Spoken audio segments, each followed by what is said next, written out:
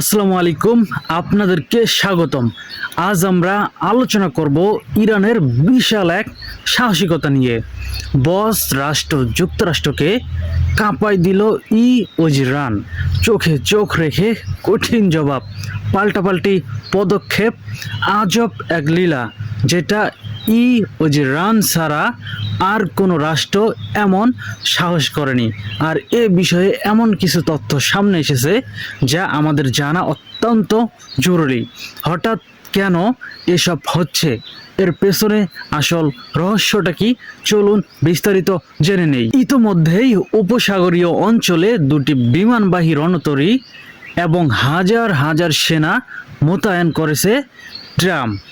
নিজেদের truth social প্ল্যাটফর্মে তিনি লিখেছেন যে ইরান যদি চুক্তিতে না আসার সিদ্ধান্ত নেয় তবে একটি অত্যন্ত অস্থির ও বিপজ্জনক শাসনের সম্ভাব্য হামলা নস্যাৎ করতে যুক্তরাষ্ট্রকে ভারত মহাসাগরের চাগস দ্বীপপুঞ্জের বিমান ঘাঁটি ব্যবহার করতে হতে পারে। অর্থাৎ ইরানে সেই দ্বীপপুঞ্জ ব্যবহার করে হামলা চালানো হতে পারে। কিন্তু অবাক করা একটা বিষয় হচ্ছে যে আমরা ইতিমধ্যেই যেটা জানতে পেরেছি যে ইরানে যদি তারা হামলা চালায়, অর্থাৎ যুক্তরাষ্ট্র যদি এবার আবারও যদি ইরানে হামলা চালায়, তাহলে এই হামলা হবে অত্যন্ত ভয়ানক এবং অনেক দীর্ঘস্থায়ী একটি হামলা। এবং এই হামলার মেইন পরিকল্পনা থাকবে যে ইরানের যত সামরিক স্থাপনা থেকে শুরু করে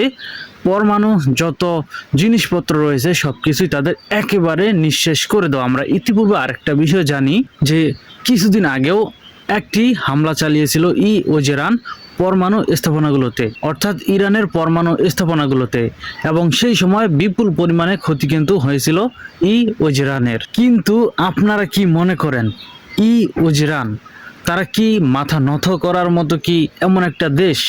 সেই দেশের যে সকল বড় নেতারা রয়েছে তারা কি সহজেই এই ধরনের কর্মকাণ্ড করলেই কি যুক্তরাষ্ট্রের কাছে মাথা নত করবে?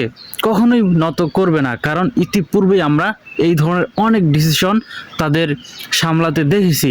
তারপরেও তারা কিন্তু এই ধরনের মাথা নত কিন্তু করেনি, এবং কূটনৈতিক তৎপরতার মাঝেই সামরিক শক্তি প্রদর্শন করেছে উভয় পক্ষ, অর্থাৎ ইরান এবং মার্কিনিরা। আপনাদেরকে একটা কথা বলে রাখি যে আমি মাঝে মাঝে বলতেছি ইরান, আসলে ইউটিউবে সকল গাইডলাইনের কারণে সব ভাষা উচ্চারণ করা যায় না, তাই অবশ্যই আপনারা একটু বুঝে নেবেন। এবং মার্কিন রণতরী ইউএসএস আব্রাহাম লিঙ্কন বর্তমানে ইরানি উপকূল থেকে মাত্র 700 কিলোমিটার দূরে অবস্থান করছে, এবং পাল্টা ব্যবস্থা হিসেবে ইরানের বিপ্লবী গার্ড বাহিনী গত সোমবার ও মঙ্গলবারে হরমুজ প্রণালীতে সামরিক মহড়াও চালিয়েছে। এখন দুটি দেশের এই যে ক্রমবর্ধমান দুই দেশের উত্তেজনা, এ থেকে কিন্তু বোঝা যাচ্ছে যে ইরানে হয়তো আমেরিকা হামলা চালাতে পারে, কারণ সম্ভাব্য কারণ হিসেবে অনেক কিছুই লক্ষ্য করা যাচ্ছে। তাই এই সকল সম্ভাবনা কিন্তু ফেলিয়ে দেওয়ার মতো না যে ইরান থেকে তারা দূরে সরে চলে আসবে, এই ধরনের কিন্তু সম্ভাবনা অনেকটাই বলতে গেলে নেই, কারণ বর্তমানে পরিস্থিতি অনেকটাই উত্তপ্ত। কিন্তু এই সকল বিষয়বস্তুগুলো মীমাংসা করার জন্য সুইজারল্যান্ডের জেনেভায় অনুষ্ঠিত দ্বিতীয় দফায় পরোক্ষ পরমাণু আলোচনা কোনো উল্লেখযোগ্য অগ্রগতি ছাড়াই শেষ হওয়ার পর ইরানকে নতুন করে কড়া হুঁশিয়ারি দিয়েছে যুক্তরাষ্ট্র। সবশেষে কি বলা যায়, ইরান কখনোই তাদের কাছে মাথা নত করবে না। কমেন্টে আপনার অভিজ্ঞতা আমাদের জানান। ভিডিওটি ভালো লাগলে শেয়ার করুন এবং পরবর্তী আপডেটের জন্য আমাদের সাথেই থাকুন। ধন্যবাদ।